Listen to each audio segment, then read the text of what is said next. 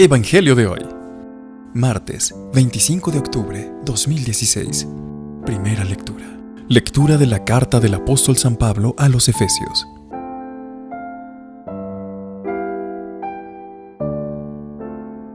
Sed sumisos unos a otros con respeto cristiano. Las mujeres, que se sometan a sus maridos como al Señor, porque el marido es la cabeza de la mujer, así como Cristo es cabeza de la iglesia. Él que es salvador del cuerpo, pues como la iglesia se somete a Cristo, así también las mujeres a sus maridos en todo. Maridos, amad a vuestras mujeres como Cristo amó a su iglesia. Él se entregó a sí mismo por ella, para consagrarla, purificándola con el baño de agua y la palabra, y para colocarla ante sí gloriosa. La iglesia sin mancha ni arruga ni nada semejante, sino santa e inmaculada. Así deben también los maridos amar a sus mujeres, como cuerpos suyos que son. Amar a su mujer es amarse a sí mismo, pues nadie jamás ha odiado a su propia carne, sino que le da alimento y calor, como Cristo hace con la iglesia, porque somos miembros de su cuerpo. Por eso abandonará el hombre a su padre y a su madre, y se unirá a su mujer, y serán los dos una sola carne. Es este un gran misterio. Y yo lo refiero a Cristo y a la iglesia en una palabra: que cada uno de vosotros ame a su mujer como a sí mismo, y que la mujer respete al marido. Palabra de Dios.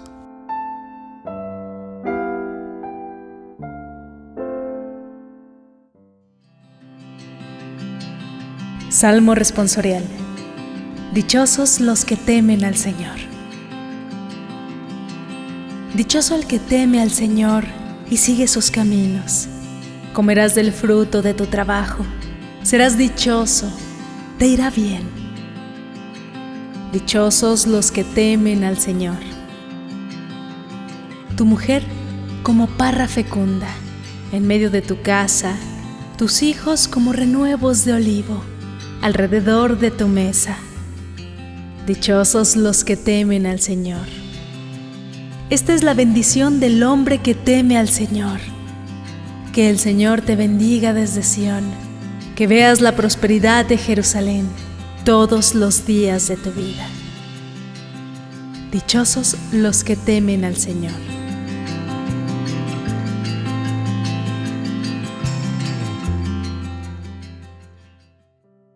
Lectura del Santo Evangelio, según San Lucas. En aquel tiempo, decía Jesús: ¿a qué se parece el reino de Dios? ¿A qué lo compararé? Se parece a un grano de mostaza que un hombre toma y siembra en su huerto. Crece, se hace un arbusto y los pájaros anidan en sus ramas. Y añadió: ¿a qué compararé el reino de Dios? Se parece a la levadura que una mujer toma y mete en 3 medidas de harina, hasta que todo fermenta. Palabra del Señor. Gloria a ti, Señor Jesús.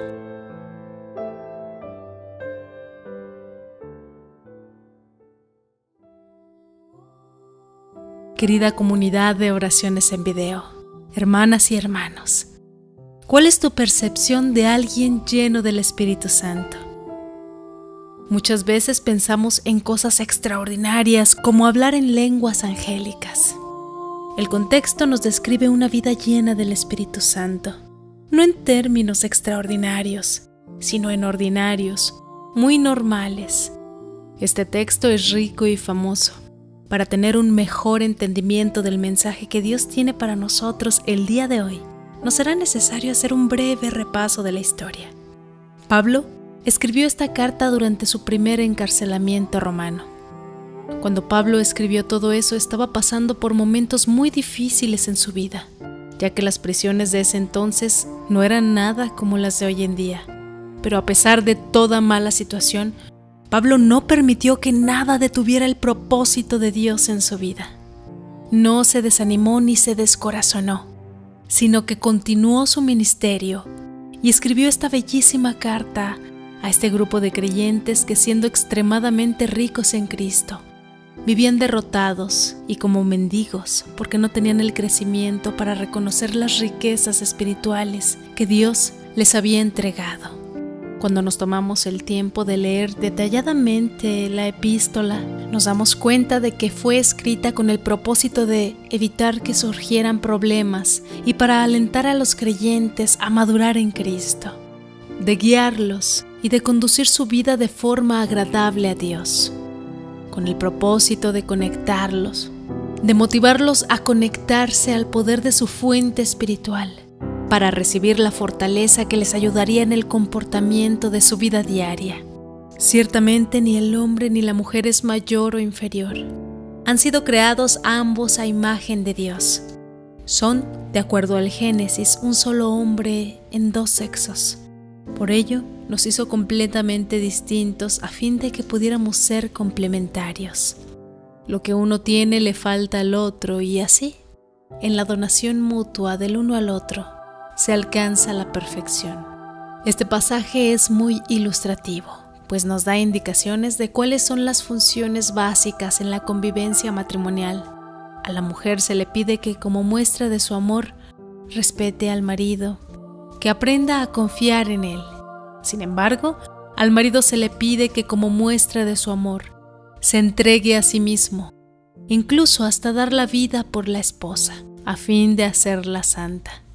Por ello es que el matrimonio, vivido de acuerdo a la palabra de Dios, es el espacio ideal para alcanzar la felicidad perfecta.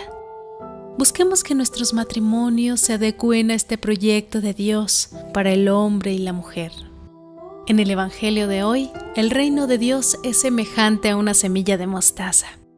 Esta semilla es muy común en Palestina, de modo particular junto al lago de Galilea.